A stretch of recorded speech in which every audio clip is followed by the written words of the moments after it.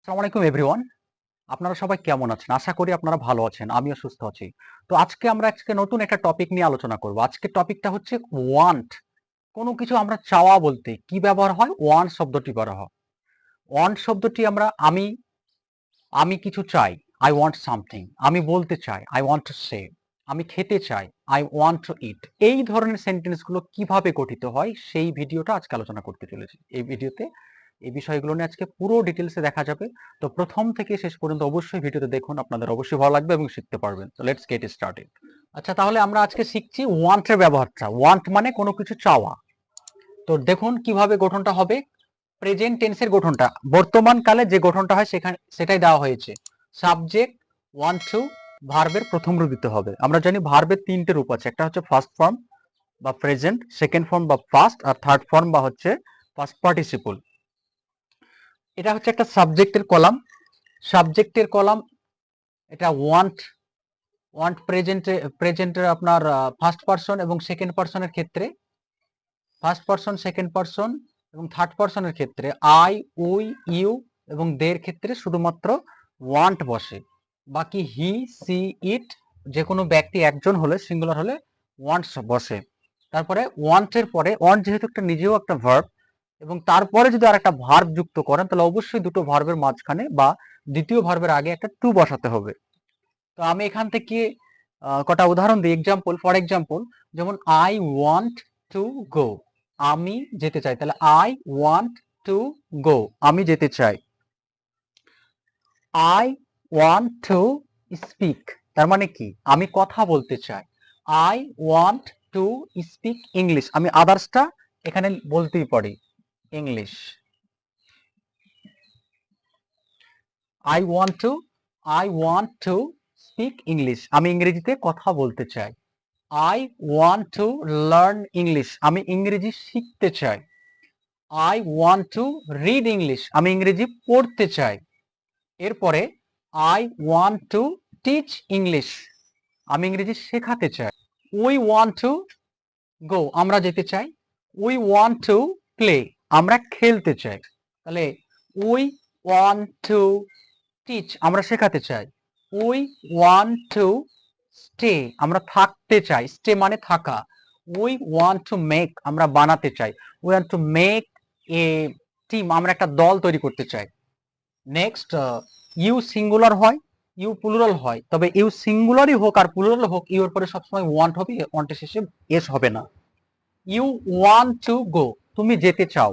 You want to learn English, তুমি ইংরেজি শিখতে চাও। ইউ ওয়ান্ট টু ড্র, তুমি আঁকতে চাও। ইউ ওয়ান্ট টু গেট, তুমি পেতে চাও। দে ওয়ান্ট টু টেক, তারা নিতে চায়।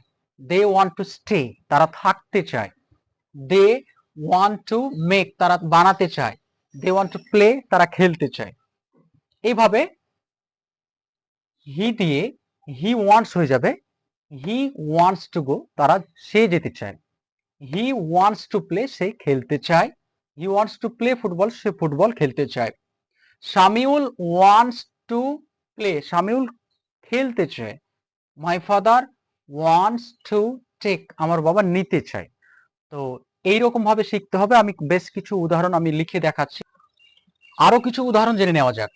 তো আমরা জেনেছি যে ওয়ান্ট মানে চাওয়া, ওয়ান্টস মানেও চাওয়া। এসটা কখন যোগ হয়? সাবজেক্ট যদি হি হয়, সি হয়, ইট হয়। শর্ত হচ্ছে প্রেজেন্ট টেন্স হতে হবে। প্রেজেন্ট টেন্সের ক্ষেত্রে সাবজেক্ট যদি হি অথবা সি অথবা আইটি, ইট অথবা যে কোনো পার্সন একজন, এবং মাই ফাদার অথবা মাই মাদার অথবা মাই ফ্রেন্ড অথবা মাই ব্রাদার এরকম যদি একজন হয় সিঙ্গুলার, তাহলে অবশ্যই ওয়ান্টের শেষে এস যোগ হবে। তাহলে আমি ইংরেজিতে কথা বলতে চাই। I want to speak English, এটা আগের একটা উদাহরণ লিখে দিয়েছি এখানে। I want to speak English, আমি ইংরেজিতে কথা বলতে চাই।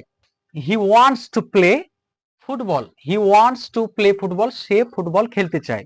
তাহলে সে ছবি আঁকতে চায়, কি হবে? He wants to draw picture.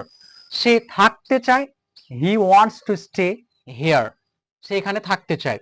সে শেখাতে চায়, হি ওয়ান্টস টু টিচ, সে ইংরেজি শিখতে চায়। He wants to learn English, তারা ভিডিও বানাতে চায়। They want to make video, তারা ভিডিও বানাতে চায়।